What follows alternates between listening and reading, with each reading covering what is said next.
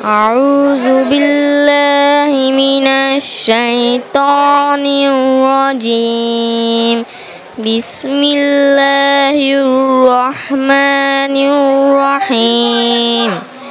ওয়াদ-দুহা ওয়াল-লাইলি ইযা সাজা মা ওয়াদ্দা'আকা রাব্বুকা ওয়া মা ক্বালা ওয়ালাল-আখিরাতু খায়রুল লাকা মিনাল উলা ওয়ালাসাউফা ইউ'তিকা রাব্বুকা ফাতারদা।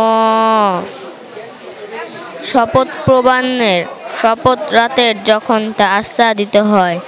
তোমার রব তোমাকে পরিত্যাগ করেননি এবং তোমার ওপর বিরূপ হননি। তোমার জন্য ভবিষ্যৎ উত্তম অতীতের তুলনায়। অচিরেই তোমার রব তোমাকে এমন কিছু দান করবেন যাতে তুমি সন্তুষ্ট হও। বড় হয়ে আমার বাবার মতন হওয়ার ইচ্ছা আছে। মানবাধিকার কর্মী বড় হয়ে আমি কাজ করব। হ্যাঁ, বড় হয়ে আমি কাজ করব। কি কাজ করবা? মানব সেবকমূলক কাজ করবা? তোমার কোনো অ্যাম্বিশন আছে থাকলে বলো, তোমার ইচ্ছা কি?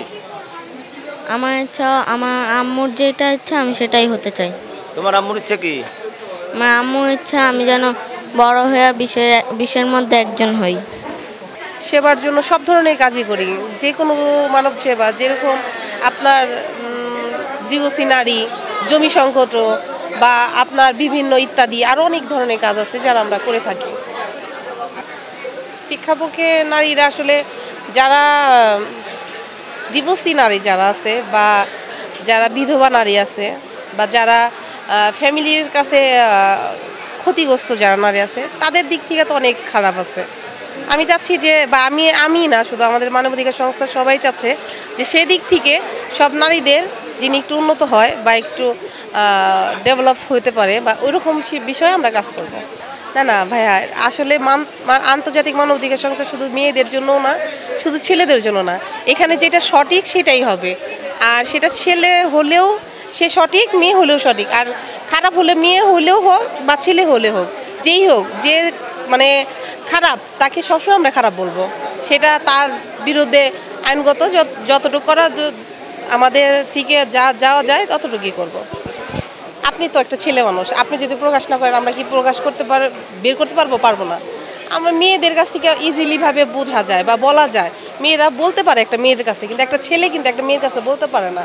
সেদিক থেকে তো আমরা আপনাকে, যদি আপনি ইচ্ছাকৃতভাবে না বলেন, আমরা কিন্তু জোর করে করতে পারবো না বা কথা নিতেও পারবো না। আমাদের এখানে আপনাদের এগিয়ে আসতে হবে, আপনাদের ইচ্ছাকৃত থেকে আমাদের কাছে বলতে হবে সব কিছু। আর সচেতন মানুষ, এখন সবাই শিক্ষিত সচেতন মানুষ, তাদের বলার মতো কিছু নাই। তারপরে যদি কখনো কোনো জায়গায় খারাপ কিছু দেখেন, নিজে থেকে যাবেন। প্লাস আমাদের মানবাধিকার সংস্থা আছে, আবার আইনের অনেক কিছু আছে, আপনারা নিজেরা ভালো বুঝেন, আমাদের থেকে আপনারা ভালো বুঝেন, যেটা আপনাদের ভালো মনে হয় সেটা করবেন। জি, আমার ছেলে রিয়াম হাসান ও ইংলিশ মিডিয়ামের ক্লাস 2 স্টুডেন্ট। ওর প্রতিভার ভিতরে ও সহিশুদ্ধভাবে কোরআন তেলাওয়াত করতে পারে, ওর হ্যান্ডরাইটিং কম্পিউটার টাইপ, এবং ও বড় হয়ে ওর মার স্বপ্ন যে বাংলাদেশের ভিতরে 10 জন জ্ঞানীগুণীর ভিতরে এবং সেরা মানব হিসাবে যেন মানুষের সেবায় কাজ করতে পারে। আর আমি পেশায় একজন চিকিৎসক, আমার ইচ্ছা যেন আমার ছেলে আমার মতন মানব সেবক হয়। এবং আমি এবং আন্তর্জাতিক মানবাধিকার সংস্থার অ্যাসিস্ট্যান্ট ডিরেক্টর, সেই আশোক পরিবারের সন্তান হিসাবে আমার ছেলেও যেন মানুষের কল্যাণে সর্বদা নিয়োজিত থাকে। আমার একটা RS প্রাথমিক স্বাস্থ্যসেবা কেন্দ্র আছে, যেটা দ্বারা আমি সমগ্র বাংলাদেশে ফ্রি মানব সেবা দেই, ফ্রি ঔষধ বিতরণ করি। সেই কাজেরও যেন হাল আমার ছেলে ধরতে পারে, এটা হচ্ছে আমার স্বপ্ন। আর ওর মার স্বপ্ন যে সে যেন বাংলাদেশে এমন একটা পর্যায়ে আসে যেন সর্বশ্রেণীর মানুষকে যেন সে নিরলসভাবে নিঃস্বার্থভাবে মানব সেবা দিতে পারে। আগামী দিনগুলোতে আশোক পরিবারকে নিয়ে, আমার RS প্রাথমিক স্বাস্থ্যসেবা নিয়ে আমার চিন্তা চেতনা যে প্রত্যেকটি মানুষের স্বাস্থ্যসেবা নিশ্চিত করা এবং গরিব অসহায় মানুষের পাশে দাঁড়ানো।